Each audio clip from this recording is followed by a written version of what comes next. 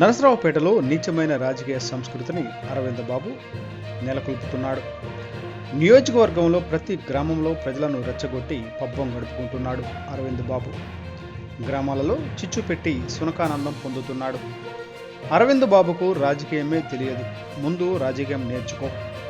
ప్రశాంతమైన వాతావరణాన్ని చెడగొట్టొద్దు. ప్రతిదీ ఎమ్మెల్యే గోపిరెడ్డి గారిపై, ఎస్పీ గారిపై నిందలు వేయొద్దు. నీకు దమ్ము ధైర్యం ఉంటే ప్రజాక్షేత్రంలో తేల్చుకుందాం. నరసరావుపేట గౌరవ శాసనసభ్యులు డాక్టర్ గోపిరెడ్డి శ్రీనివాసరెడ్డి గారు. నీచమైన రాజకీయాలు చేయడంలో అరవింద్ బాబు ఉంటాడని, గ్రామాలలో ప్రశాంత వాతావరణం ఉందని, ఆ గ్రామాలలో చిచ్చుపెట్టి సునకానందం పొందుతున్నాడని నరసరావుపేట గౌరవ శాసనసభ్యులు డాక్టర్ గోపిరెడ్డి శ్రీనివాసరెడ్డి గారు తీవ్రంగా విమర్శించారు. బుధవారం గుంటూరు రోడ్లోని పార్టీ కార్యాలయంలో విలేకరుల సమావేశం నిర్వహించారు.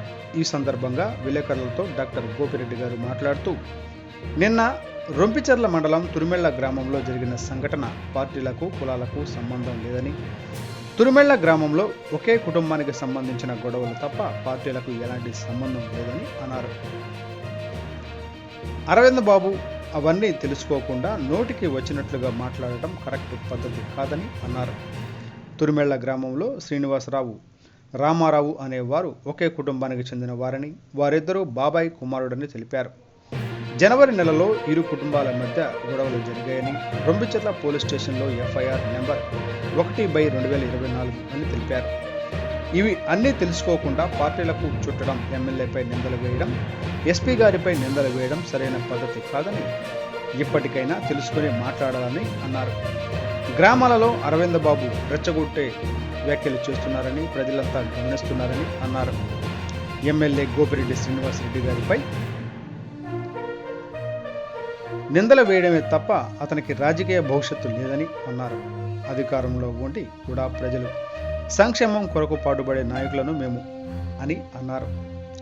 అరవింద్ ఇష్టం వచ్చినట్లుగా మాట్లాడటం, గుట్కా, మట్కా, గంజాయి అంటూ ప్రతిసారి మాట్లాడడం అతనికి సరిపోతుందని, నీకు దమ్ము ధైర్యం ఉంటే రాజకీయంగా పోటీ పడు, అంతేగాని అమాయక ప్రజలను ఇబ్బందులు పెట్టొద్దని అన్నారు. మీ ప్రక్కన ఉన్న మహిళా నాయకురాలు జాహ్నవి గంజాయి కేసులో అరెస్టు చేయలేదా? ఆమెను గంజాయి అమ్మలేదా? ఆమెను పోలీసులు గంజాయి కేసులో అరెస్టు చేయలేదా? ఇవి కాక 25 మంది దగ్గర లక్షల రూపాయల డబ్బులు తీసుకొని ఉద్యోగాలు ఇస్తామని మోసం చేసింది నీ పక్కన పార్టీ కండువా వేసుకున్న నాయకురాలు కాదా? అంటే జాహ్నవి నీవు కలిసి గంజాయి వ్యాపారం చేస్తున్నారా? నువ్వే ఆ పని చేస్తున్నావు అన్నమాట. ప్రజలందరూ చూస్తున్నారు. జాగ్రత్తగా మాట్లాడు.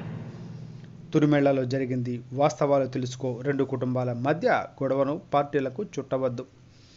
రాజకీయంగా ఎదగాలనుకుంటే న్యాయంగా, నీతివంతమైన రాజకీయం చేయి. అబద్ధాలు, నీచమైన రాజకీయాలు చేయొద్దని ఎమ్మెల్యే డాక్టర్ గోపిరెడ్డి శ్రీనివాసరెడ్డి గారు హెచ్చరించారు. ఉదయానికల్లా 24 గంటల లోపు పోలీసులు ఎవరైతే ఈ దాడి కారకులు ఉన్నారో వాళ్ళలో 3 అరెస్ట్ చేయడం కూడా 24 గంటల లోపు అరెస్ట్ చేయడం జరిగింది. కేసు కూడా 307 ఫైల్ చేయించడం జరిగింది.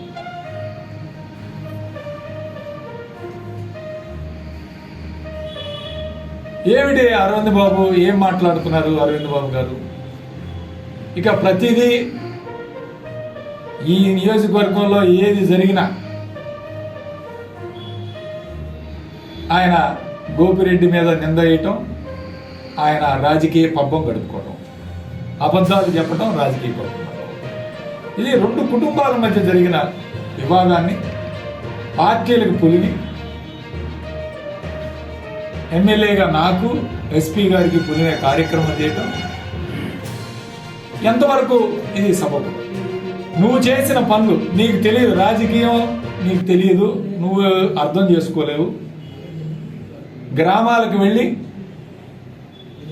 రెచ్చగొట్టే కార్యక్రమాలు చేసి వాళ్ళని అనవసరంగా ఈరోజు